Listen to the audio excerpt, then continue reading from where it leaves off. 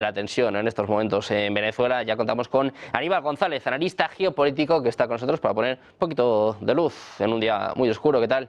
Muy buenas, Aníbal.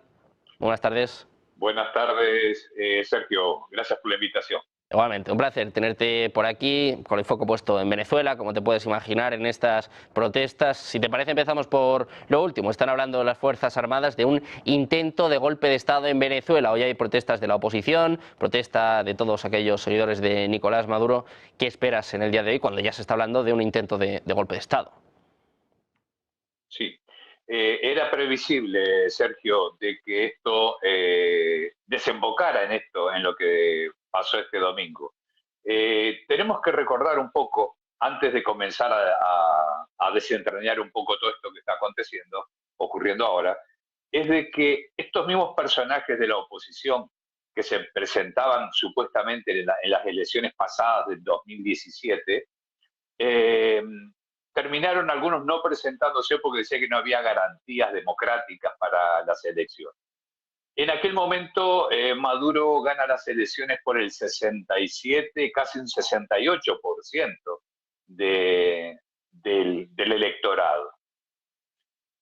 De ahí, la oposición tenía entre el 10 y el 20, uno tenía el 10% y el otro tenía el 20%.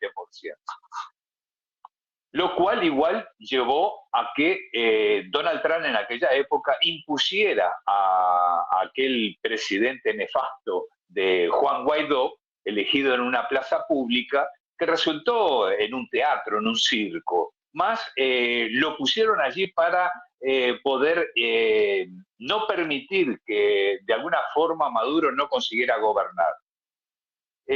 Ahí en ese momento no se respetó tampoco el voto del ciudadano venezolano. Pero ahora, ¿qué tenemos aquí? Cuando Maduro sale diciendo de que él tiene el 51,20% de votación favorable, o sea, ganador por el 51,20%, ¿qué estamos viendo aquí? Que aquel porcentaje de las elecciones últimas, que eran un 68% casi, bajaron a un 51,20%.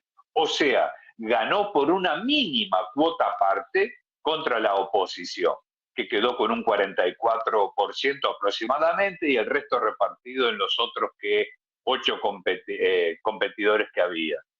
El tema es de que lo que tiene Maduro hoy es una Venezuela partida al medio.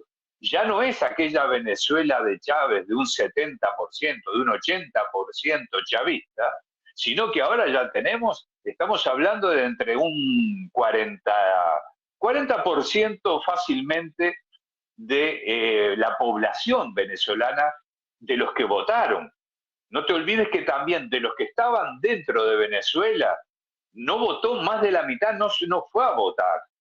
Entonces, si consideramos los que están afuera que no votaron, si consideramos los que están adentro que no votaron, no sé dónde quedaría esa elección final y si sería Maduro hoy el presidente.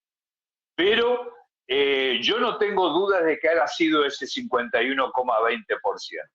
Sinceramente, no tengo dudas. Lo que sí puedo asegurar es que la oposición no sacó un 70%. Lo veíamos en las calles antes de las elecciones, pero también veíamos una oposición que declaraba desde hace 3 meses a la fecha de que no iban a reconocer nunca cualquier resultado que no fuera favorable a la oposición. ¿Qué estamos hablando allí?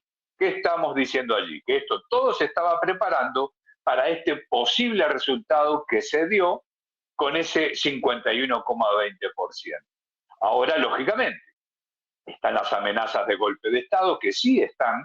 Estados Unidos no ha parado nunca, en ningún momento, ni siquiera la CIA, ni siquiera el Mossad han parado en amparar y pagar dinero, muchísimo dinero, a esas mafias del narcotráfico, a los bandidos regionales que están allí prontos para recibir dinero y levantar el caos en las ciudades venezolanas. O en el día de ayer destruyeron estatuas de Chávez, como me hizo recordar lo que hicieron en Irak cuando tiraban las estatuas de Saddam Hussein. Ellos quieren un ejemplo así, ellos quieren ver el Irak en Venezuela, están pidiendo la invasión. Entonces, ¿cómo una oposición que habla de democracia está pidiendo que invadan fuerzas extranjeras a su país para derrocar al dictador? Estamos volviendo a lo mismo que se volvió a hablar en el 2014, en el 2017. Entonces, vamos a ser claros. El señor Maduro consiguió las elecciones por el 51,20%. Les guste a algunos o no les guste, Maduro ganó las elecciones. El 70% del que habla la oposición es inexistente. Eso ya se sabe también. Es imposible, de acuerdo a la población que se volcó a las calles días antes de las elecciones y daba para ver en qué iba a terminar esto.